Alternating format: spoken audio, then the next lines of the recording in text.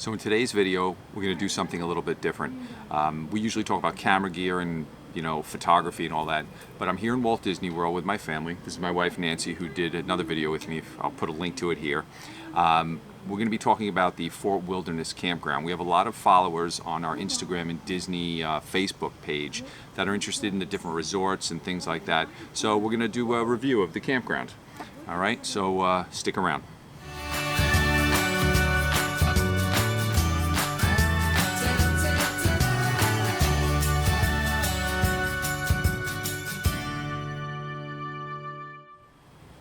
So first we're going to talk about our overall impressions of the campground, and not comparing it to the resorts, but just as a campground on its own. How did you feel about it? I think it's beautiful. It's typical Disney. They did a really nice job, of course. Left no stone unturned. A lot of details in everything that they do. A very nice campground. Very nice campground. Yeah, it's manicured. Everything you need's here. There's always somebody around, and the facilities are top notch, from everything to where the trash bins are, down to how they maintain the sites. And we're here on a Sunday, and it's a big turnover day on a Sunday. Big transition day. Yeah, and they were blowing off all of the empty pads, hosing them down for the next people. Yeah. I mean, really doing a nice job. Driving around, there's a lot of people driving around just to make sure that everything was just so for the next campers to come in. So we're going to start with the sites themselves, and there's 4 different categories. There are the tent and pop-up ones. Right. Those are for more, hybrids, pop-ups, teardrop type trailers. Right, those little A-frame ones. Yeah, they're small. They only have water and electric. They don't have sewer. But they had a nice pad. We saw when we were driving around or looping, we saw people who had multiple tents set up on a site. So it's almost like a little tent city. They had 2 tents and then a side tent, and then they had an awning, and then they had everything all set up. They look like pros. So there's definitely enough room on that site for their car or their truck and a couple of tents. And a small camper. A big RV, something over 30 foot, I don't think would fit on those sites. No, plus there's no sewer, so I don't know. There's no room for it. So I don't know if you'd want that. Right, so those start at about $56, depending on the time of year. And they have dynamic pricing here at Disney, so depending on when you want to come, the price changes. Now, we're here in the summer, it's August, and we are paying about $100 to $110 per night, depending on what day of the week it is. Right. So the next category is what? Is the preferred? Preferred, I think it is. Preferred. And the preferred is, it was similar to the site that we have. We don't have a preferred, we have a premium. We have a premium So site. the preferred has a concrete slab to drive your unit on. But I think around the concrete, it was 10, you said it was 10 by 45 or something like that. Their concrete, I think they had like stone or something around it, sand or something around that. Right, and the thing about the preferred, what's nice about it is there's only 3 loops that are preferred, and they're all down by the marina. Right. So if it's important to you to be able to travel to the Magic Kingdom quickly, or be near the food services, or near one of the trading posts, the the little stores that they have here, then that's a good loop to be in. But you're a little more action, and the sites aren't quite as big. So that's something to think about. They are the most expensive sites here. Because of the location. Because of the location. Because of the location. Okay. And then the category that we're staying in is the premium site. Right. And that's what I really like about this site is it's wider. It's 18 by, would you say 55, 45? What did you? Sure. 18 by 60. 18 by 60. So the entire unit, our chairs, this really nice picnic table, all of our stuff is on concrete. Your truck is on concrete. Yeah, it's the a big golf site. cart was on concrete, so everything is on concrete, and it was easy to just sweep off, which is really nice. Instead of having like some of your stuff in the sand and some of your stuff in the gravel or whatever, it's really nice to have everything on the concrete. So I appreciated that.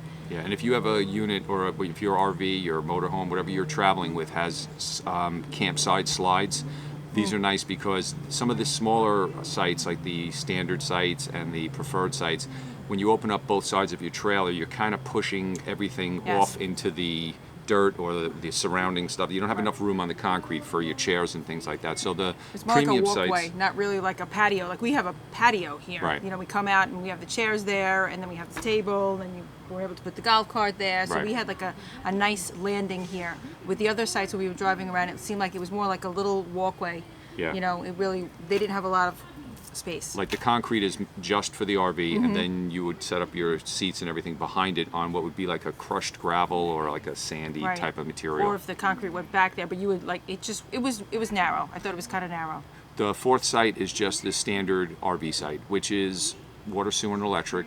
And they're just decent sites. Again, they're the same where they don't have the full concrete pad. So they're a little smaller, they're a little shorter, they're a little less expensive, and they are not in the prime locations. The premium sites are located right off the main road, so all of the loops run right down the center of the campsite. The other campsites, the full hookup sites, are kind of off to the side a little bit. Right. It's almost like an intersection. Yeah. Yeah. It's like So there's a bigger intersection. They're kind of like around the outside of the campground, and like I said before, the preferred sites are down by the water. And there's one other type of way that you can stay here. Oh, the cabins. There's some beautiful cabins, and they're all in their own loop. That's at the beginning when you first come into it, when you do all your check-in. The loops that have the cabins on it are kind of closer to the entrance of Fort Wilderness. Yeah, and there's 400 of them, believe it or not. So there's quite a few loops, maybe about, I don't know, what would you say? There's two. 1, 2, 3, 4, 5. There's about 7 loops with cabins in them. And they start at about $350 a night, and depending on the year, they can go up to 4 or more than that. So you really have to check it out. So it's definitely the most expensive way to stay at Fort Wilderness. But if you don't have an RV and you want that camping experience, they have outdoor decks. Right. They're like a driveway you pull right up to your cabin. So that was nice also. Yeah, and so that brings us to how do you get around here in the campground. Now there are a couple of ways. We rented a golf cart. Which is absolutely, in my opinion, essential in this type of campground. It is so huge that you need to have the golf cart to just go to the pool, really, basically. To get around. To get around, you really need the golf cart because everything is so spread out. You really need. It's not easy to walk to. You definitely are not going to walk to the pool, depending upon where you are. Right. You're definitely not going to walk to the settlement to catch the boat to go to the Magic Kingdom or to other places. So you really need that golf cart to get around here. Now you could bring bicycles, and you could definitely get around with bicycles, and that would work. But we've had rain almost every day here, so it hasn't been easy to walk and to use bicycles and things like that because the weather has just been on and off all week long. Now Disney also has an internal bus system that stays within the campground, and there's 3 separate loops that will take you from stop to stop inside the campground. Orange, purple, and yellow. And so Right. everything here is marked out. Nobody's getting lost here. And there's so many signs to tell you where to go. And then at every intersection, everything is laid out. You know, this is the 100 loop, the 200 loop, this way to the 400 loop, this way to Right. the 1300 loop, this way to that way, this way. There's definitely, it's easy to get around. And then when you go to the nice bus depots, there's a big sign there with the map, and it tells you if you want to get on this one, the orange one's going to take you here, and the purple one's going to take you there. So Right. it's it's easy to get around here once you know how you want to get around here. But you do have to wait. So like inside your loop, you would have to walk from your loop out to the main road to the bus stop and then wait there. The buses come about every 10 or 15 minutes. Jump on the bus, and then you have to take it to where you want to go, and obviously the same in reverse. And now if you want to get out of the campground and Right. use the bus system to go to somewhere else in Walt Disney World, you would still have to get on the internal system, go to the main bus station, which is at the front of the campground. Called the outpost. Yeah, and then you would have to find your bus and wait for that, and then get on the bus to go. So so it's a little bit of a process. Right. But it's there for you if you want to use it.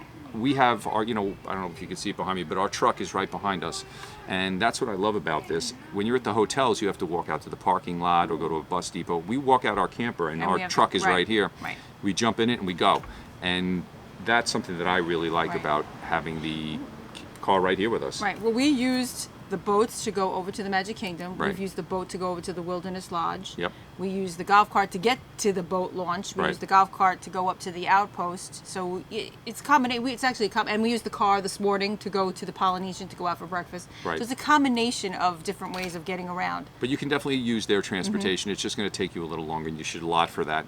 The golf carts cost $67 a night, and you have to hope they have them. There were days where there were only a few left, Right, so right. they kind of get We eaten booked up it fast. earlier too. We called and we made sure that we Yeah, had we put a one. reservation. Right. So let's talk about the pools Okay.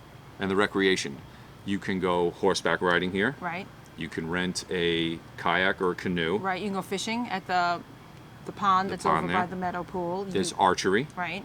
There were pony rides we saw for kids. Right, there's tennis courts. Tennis courts, There's basketball courts. a couple of basketball courts, right? Yep, and there are 2 pools. And there's also a few playgrounds Right. spread around for little kids. Right, and there's carriage rides. That's not really Carriage right, rides. Carriage rides. You go on carriage ride. Yeah, so this can be a self-contained vacation. If Right. you want to just come here and camp, you absolutely can do that. And you can keep yourself busy for a few days Yes, easily. definitely. It's very nice. But there are 2 pools. There's the main feature pool, and then there's a quiet pool. The quiet pool is a little bit closer to the entrance, and it's just that it's quiet. There's nobody playing games. There's no no music playing that for the kids. No lifeguards. No lifeguards, true. But there is concession down. I don't want to call it concession. There's a snack bar Was down there? there. Yes, there's a snack bar down there. Okay. There's bathrooms. There's Laundry. laundry facility down there. And a lot of- basketball court. Basketball court. And a lot of nice chairs. There's a lot of nice chairs Yeah, when it's we a went nice down pool. there. And there's a hot tub. Right. And I don't know if you can hear it behind us, but the main pool is actually right on the other side of us. And they have, games for the kids all day Right. long. There's a nice water slide there. There's a really nice splash structure. Typical, beautifully done Disney with the fountains that are coming out, and there's the little junior kiddie slides there. Yeah, So it's a and there's lot of fun. lifeguards obviously there, Yeah, walking around. You looked at the food options there. What was it? Burgers, chicken tenders, So a pizza? a little pizza, personal You get pizzas. drinks. I think there was pulled pork. Yeah. I think it was a pulled pork sandwich, and there are drinks. Yeah, right, the there's beers are drinks only there. $9, so it's quite a What bargain a over bargain, here. right? But that's what's nice about having your camper is that we walked out with our own cooler filled with whatever snacks and things and drinks we wanted, and we walked right up and just Yeah. had our snacks and drinks right there. So that's also nice to have your camper with you and you just walk with your And your golf food. cart. We Right. use that a Oh lot, my the gosh. golf cart to take our stuff all around Right. the campsite. Right, because that's hard to do. I can imagine getting onto the bus with your cooler and your bag and you're dry, and then you go over there and then you're wet, I and then know. you got to walk all the way back. Golf cart's definitely the way to go. If you can do it. Right, if you can do it, the golf cart is definitely the way to go. So And it's fun to go around. It is. and We drive went around the looping. golf It's one of cart. the fun things. You just It check is. out the different RVs, Yeah, you see what see everybody's who's got. here. Yeah, Uh-huh. it's a lot of fun. There's a few food options here. There Mm-hmm. are. So we've been coming to Disney World for the past 13 or 14 years. We've stayed in almost all of the resorts. We're DVC members. This is our first time at the campground, but we've been here many times Mm-hmm. because we love Trails End, which is a down-home buffet. Stick Low to your key, ribs. no characters. If you're not into that, you just want to come in and grab your food and just sit down and eat and have a conversation. It was always one of our favorites, and it was always one of the less expensive options. Well, at the time of this Right, video, it it's was. $35 per adult right now. Right. So it's and gone your up. 11-year-old is an adult. Yeah.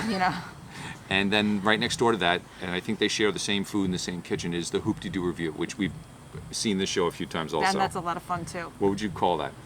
Buckets of food, I would call, because they do. They walk out with a little metal pail of Right. ribs, Yeah. and buckets of fried chicken, and the cornbred and the Strawberry shortcake. shortcake, And it's a pictures hokey dinner show. but it's funny. Down home, Right. like, they walk around. They get a little involved with the it's a great show. It's right, a lot with of the crowd. fun. It's very nice. But and beer is included with your ticket there. But it's for a family of 4. I mean, it would cost us probably $250 to And there's the to levels go of there. seating there too, depending Yeah. upon how close you are to the stage. That one you got to make reservations in advance. They do Right. 3 shows a night, and it's usually pretty crowded. The backyard barbecue is not here anymore because they're building another hotel Another where they used to DVC have hotel. it. So that pavilion is not set up right now. So I'm not really sure what's going to happen with that. There's maybe a lot of construction in that area. Yeah. That's the settlement area, right? That's what Yeah. it's called, the settlement area. So I'm going to give you my opinion overall. Oh wait, did you want to talk about the stores?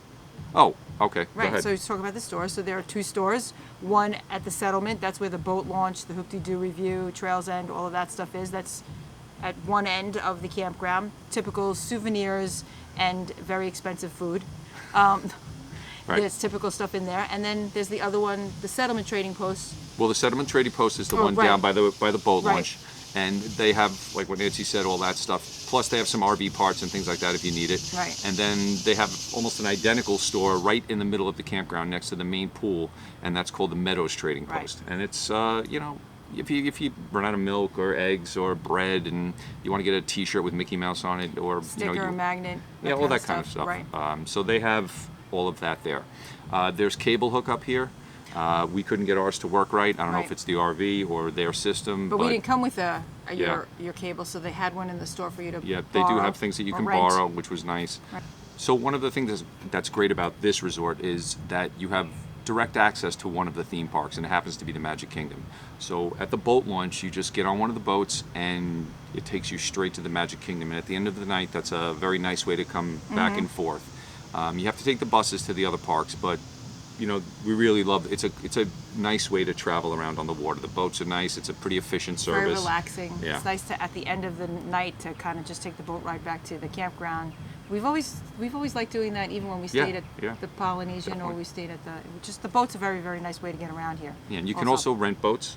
They have those little sea racer boats that you can try. There's the sun trackers, is that what they're called? Those like lake boats, the sun trackers, and there's also fishing excursions that one of our friends has been doing for years, and they love doing that. You know, and you can rent the boats, you can go on guided excursions, and you know, so there's definitely a lot to do at the campground. I really loved it. I have to say, our kids, I think, prefer a hotel experience. That's what they're used to. It's nice and quiet here, as you can see. There's not a lot going on. But I enjoy the quiet. How do you feel about it? Well, you know what I want to talk about, the types of sites.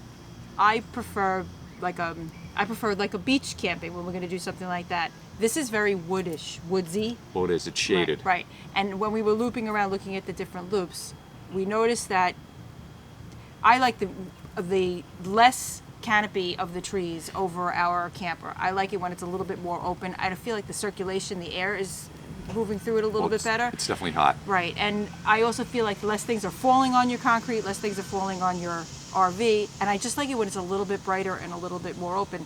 But when you're driving around, it didn't matter which loop we were driving around in, it felt like it was hit or miss. This one was very shady, that one was very open. Right. This one had a lot of trees over their unit, this one had no trees over the unit, so it really was kind of hit or miss, and unless you could specifically, which you can't. You can't pick your own Yeah, site I want here. site 612, you can't do that. No. I think it's just... Here's an example of trying to get a site that you want. I asked for 3. They give you, you know, when you make the reservation, I said, you know, I'd like to be in this loop or this loop, and that request wasn't granted. And they put us in a loop that's not far from the ones I wanted, but it's a little bit different.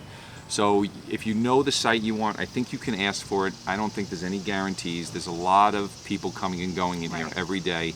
So We asked it's a little hit or miss. What loop did you ask for? Do you remember? I asked for loop 8 and 900, which are directly across from the Meadows Trading Post.